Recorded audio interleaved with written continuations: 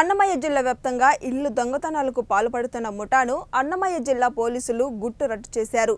అన్నమయ్య జిల్లాలో బిగలు వేసిన ఇళ్లను టార్గెట్ చేసుకుని చోరీలకు పాల్పడుతున్న ముగ్గురు నిందితులకు అరెస్టు చేసి వీరి వద్ద నుంచి 33 లక్షల విలువ గల బంగారు నగలతో పాటు వెండి స్వాధీనం చేసుకున్నారు.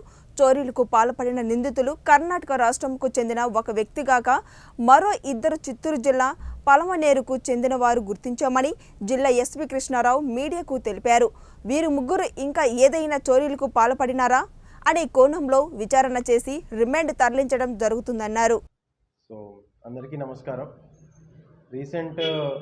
గత ఒక 6 మంత్స్లో కొన్ని హెచ్బి అఫెన్సెస్ జరగడం జరిగింది డిఫరెంట్ పోలీస్ స్టేషన్స్లో, మదనపల్లి, రైల్వే కోడు, రాయచోటి, చిన్నమండం, సంబేపల్లిలో. సో దానిపైన ఒక ప్రత్యేకమైన ఒక టీం ఏర్పాటు చేసి ఆ అఫెన్స్ అన్నింటినీ కూడా ఛేదించడం కోసం ఆ టీం కృషి చేశారు. సో దీని భాగంగా ఇంటర్స్టేట్ బర్గ్లరీ చేస్తున్న ఒక టీంని పట్టుకోవడం జరిగింది.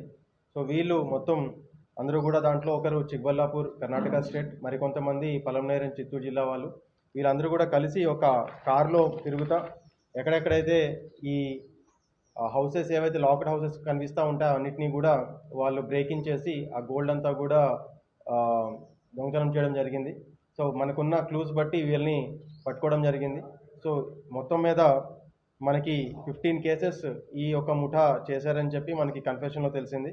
Total 589 grams and 589 grams gold and 3 కేజీల సిల్వర్ మొత్తం చోరీ అయింది.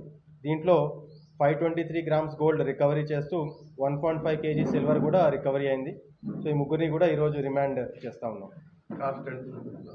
సో మొత్తం కలిపి మనకి 33 lakhs వర్త్ క్యాష్, ప్రాపర్టీ అంతా కూడా కలిపి 33 lakhs వర్త్ అనేది రికవరీ జరిగింది విత్ కార్.